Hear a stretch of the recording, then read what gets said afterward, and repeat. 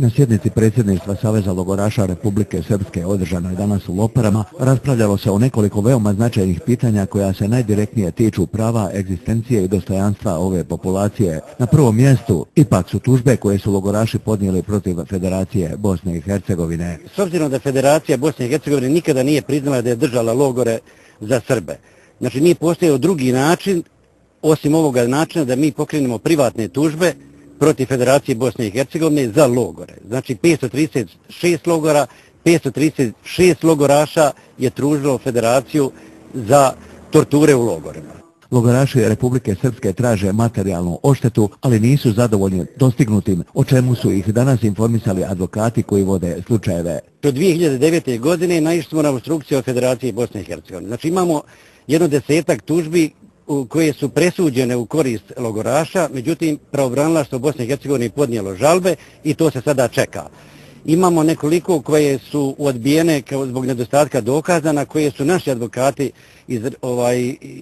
izrazili žalbu i znači čeka se na to. Najveći broj tužbi je u završnoj fazi, no problem predstavljaju opstrukcije iz Federacije, isticano je na sjednici predsjedništva Saveza logoraša Republike Srpske.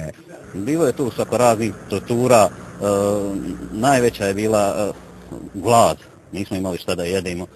Zatim i kad smo nas registrovali Međunarodni Crveni krst nakon 3 mjeseca, pojedine organizacije međunarodne donosila sam neke hrane i odjeće.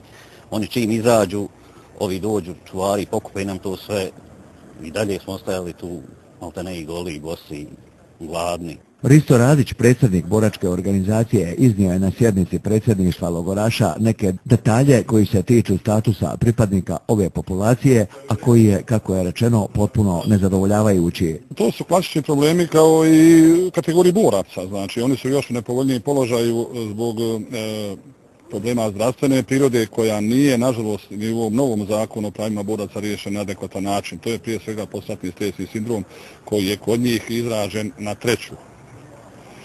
Kao i od nizu drugih problema, neriješenim statusnim pitanjima, dosta njih nije riješilo, ostvarilo potrebna prava iz kategorije porodica poginulih, odnosno boraca. Stav članova predsjedništva Saveza logoraša koji je izrečen na sjednici predsjedništva u Loparama glasi da Republika Srpska i njene institucije moraju u većoj mjeri stati iza pripadnika ove populacije i njenih udruženja kako bi oni ostvarili svoja elementarna prava, posebno ona po osnovu tužbi za torture u logorima na teritoriji današnje federacije. Načelnik opštine Rado Savić izrazio je danas zadovoljstvo što je predsjedništvo logoraša Republike Srpske zasjedalo u ovoj lokalnoj zajednici, čime se zapravo, kako je on rekao, uvažava činjenica da je među njima puno pojedinaca i sa ovog područja. Time su i nama odali priznanje i onim ljudima koji su bili žrtve iz populacije o kojoj oni brinu sa područja naše opštine, nije mali broj u pitanju. Članovi predsjedništva Saveza logoraša Republike Srpske prije početka sjednice položili su vijence i zapalili svijeće na spomenik junacima Majevice.